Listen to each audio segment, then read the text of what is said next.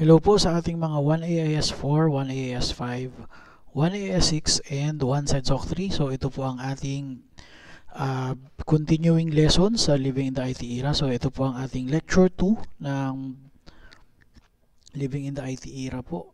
Ang topic natin for today is the social media and networking. So as a reminder po ulit, pag na-upload na po itong video lecture sa aking YouTube channel, make sure po to have your comment ng last name, first name, and section para sa 20% na aux grade ng inyong finals term. So, proceed na po tayo sa lesson. So, ang lesson objectives natin ay tatlo. So, explain the use of social media and how the World Wide Web works. So, the second one is identify the difference between social media and social networking sites. And the last one is distinguish the threats in using social media. So, first off, for our topic for today, the definition of social media is anything na allowed kayo na mag-post, comment, react, or do private messaging in any way or form. So, this can mean disappearing messages, this can mean messages na normal lang yung yung dating, or possible din na you can share your thoughts or your private messages through videos, ganun siya. So examples are Twitter and Instagram and TikTok, although Twitter is a microblogging site kasi 140 lang yung maximum niya. And Instagram naman pictures, TikTok naman videos. So the reason why it is unique is because it is uncensored basically, meaning uncensored kahit ano pong ilagay nyo, with the exception of Instagram na may instance na nag-filter ng mga private parts natin, pero anything that you can say can be said. Kahit ano kayo, tawag dito, you are talking in phrases, or you are talking in blind items, allowed siya, or you can also mention the specific person ng directly, allowed siya. Kasi yun yung ikinaganda ng social media, it is unfiltered. And upside again, any type of connection allows you to connect to social media. And you can sign up using emails or your phone numbers. Next natin ay how do social media works. So basically, depending on the platform, it will be the basis of how that kind of social media works. So best example dito sa Instagram, you need pictures, and you also are able to make your account private or public. You can be searchable or not, and also if you want to see a specific individual dun sa inyong newsfeed, you have to add them or subscribe. Tapos there are also feeds, na ang feeds po ay depende sa inyong preference or yung inyong internet habits. Halimbawa, nanonood ako lagi ng reels na regarding comedy, so may chance na puro reels ng comedy ang lalabas sa akin, and so on and so forth. So there are types of social media. So first one is social networks. So there is no need for me to explain this kasi very self-explanatory. And also media networks. So usually media networks are more on information side kaysa kahit anong ma-post lang compared sa social networks. And discussion networks. So just to clarify guys, WordPress is no longer as popular as it used to be. Tas ang Reddit naman ay parang pang middle-aged people na pataas. You usually go back to your Reddit kung kayo ay mga IT o tas need nyo ng mga tanong or mga ways para mag-install ng something or troubleshoot, ganun siya. And also review networks. So Yelp and TripAdvisor, ito hindi ito na luluma kasi if you're going to a country or a place, you might check it, yung mga nila, yung mga review nila para alam niyo yung mga pupuntahan tsaka hindi pupuntahan, especially for restaurants and fast food joints. And we have here how do people use social media pag tinignan sa demographic. So sa adults, 7 out of 10. Sa teens, 8 out of 10. Tapos 8 out of 10 to 9 out of 10 kasi 81% to 94% ng teens or mga bata mas gumagamit ng SOCMED kaysa sa mga matatanda. So ito yung ano niya, ito yung breakdown niya. So sa Tumblr, sa IG, sa Pinterest, sa Twitter or X, and Facebook. Although ngayon di pa kasama yung TikTok nung ginawa itong itong platform na to kasi parang nag-increase din yung TikTok when it comes to share niya pagdating sa social media. Tapos age breakdown po ng social media users. So it basically peaks at 18 to 29 with 89%. Tapos pababa na po siya afterward. Kasi pag ikay medyo advancing na in years, possible na masyado ng overwhelming yung technology. Kaya if you will notice, yung 65 and above, hindi na pusing hindi na sila kasing ganadong gumamit ng SOCMED compared dun sa mga younger generations po.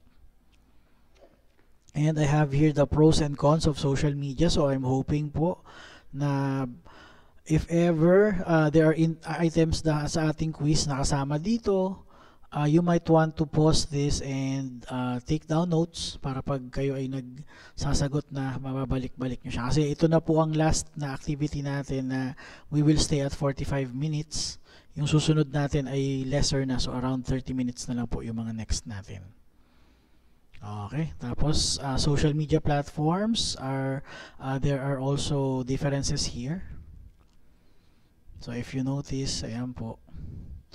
So depending on the social media platform, yung dami ng kanya or yung scope ng kanyang user base. So if you will notice, Facebook is more than 2 billion na ngayon, pero ang Twitter up till now, yung 300 million na monthly active users nila is staying the same.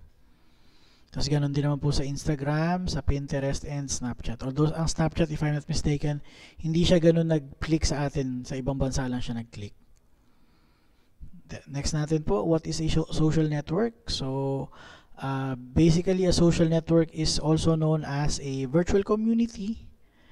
So, best example po ng social network ay LinkedIn and other sites na familiar or kapareho niya kasi yung community naman mabubuo nyo dyan through your connections could be beneficial for you in a professional context or a financial context as well kasi parang sila doon kung may mapapala ka pag ikaw ay sumama doon.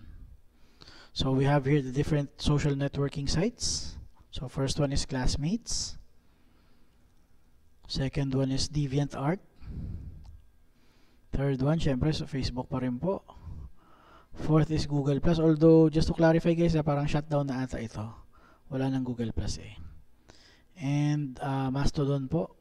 Although Mastodon usually, parang dito nabuhay yung GeoCities nung araw para ito yung kinalabasan niya. If you're familiar with GeoCities. And Mix. And also MySpace, although MySpace ay obsolete na din kasi ito ang kalaban ng Friendster ito before, around 20 years ago. Okay, so we also now have the common problems in using social media. So first one is we become influenced by the number of likes or comments. Na halimbawa maraming nag-comment or maraming nag-like sa post mo, we assume na it gives us a sense of basically a sense of pride na parang feeling famous tayo, ganun siya. And second one, fake identities. They are napakadali pong gumawa ng kaparehong account nung exact person, tapos pwede niyo siyang gawan ng either paninira o kaya katatawanan, pwede niyo siyang gawin. Tapos downside also of social media, we are friends in direct messaging, pero if we see each other in person, chances are we will not be talking. May chance kasing ganito kasi social media basically eliminates yung ating pagiging sociable natin when it comes to real life. Kasi nga, na magkausap na tayo sa phone, tapos pag hindi naman tayo magkasundo talaga or hindi naman tayo close talaga, pag nagkita tayo, may chance na hindi kita mabati or hindi kita makausap kasi it will be hard for me to start a conversation if we have no, hindi naman physical connection, although we have no real world connection. Ganun kasi nangyayari. Tapos, social media also promotes procrastination or katamaran kasi pag hawak nyo yan, wala na kayong matapos na mga task ninyo na iba, either academic or at home or personal kasi nauubos ang inyong oras sa scroll at saka kakatingin ng mga posts. And last one is no more privacy kasi the more you post, the more other people know where you are or what you are doing. So, halimbawa, you are traveling to Manila, everyone knows on your friends list na papunta kang Manila kasi nag-post ka na papunta ka doon. Okay po, so this will conclude our lecture 2 for final. So I'm still hoping na yun pong inyong mga attendance ngayon ay mailagay ng ayos kasi if I'm not mistaken, nag-warning na po ako last time, hindi ko na po gagalawin yung inyong yung kung ano po yung lumabas sa akin nung nagbilang ako last week. Hindi naman last week, parang last Monday. Nung nagbilang ako ng kung sino yung mga may attendance or wala, hindi ko na po yan gagalawin. Regardless kung nag-post kayo, tapos hindi siya hindi siya lumabas sa terminal or sa device ko kasi hindi naman po ako nagkulang sa pagsasabi sa inyo na kung pwede po i-double check ninyo sa ibang device yan kasi hindi ko alam kung anong nangyayari sa YouTube pero problem siya talaga na hindi nagpo-post. So I'm hoping po na this will be corrected for this term tsaka sana po kayong lahat ay lumusot at wala po sanang maiwan at need maging iregawa nito. Especially po yung mga hindi nakapag-exam ng midterms kasi with the exception po ng isang kabatch ninyo na nagsabi beforehand na siya ay namatayan, hindi po ako mag-open talaga kasi isang araw yan eh. Parang technically 2 araw nga kasi Sabado ng hapon hanggang Linggo ng tanghali na bukas yung bukas yung exam ninyo. So, it will be disadvantageous naman dun sa mga ginawa ng paraan na magsagot dun sa on time, dun sa mga nagpapare-open, regardless of your excuse. Lalo na yung iba, unang excuse ay iba, tapos parang idadaan ako sa letter. Hindi po kasi siya ganun. Just be reminded everyone po na I would just like to remind everyone na you are studying in Dalubhasaan kasi there are reputations and also concerns na pag kasi ang concern ko pag binuksan ko yan dun sa mga late na mag-exam baka mamaya perfect na unfair naman dun sa mga nag-aral ng tsaka nagsagot ng on time tsaka dun sa mga nagbasa sa GC kasi minumute nyo tapos pag nagka-problema bigla nyo hatakin. Okay po, so I'm hoping po na makakahabol pa po kung sino man po yung mga hindi naka-exam ng prelim and midterm na exam natin. Makakahabol pa po yan. Maniwala lang po kayo. At 40% naman ang ating final term. So kayang-kaya po yan habulin. So abang po tayo ulit after a few days magagawa na po ako ng lecture 3. Salamat po.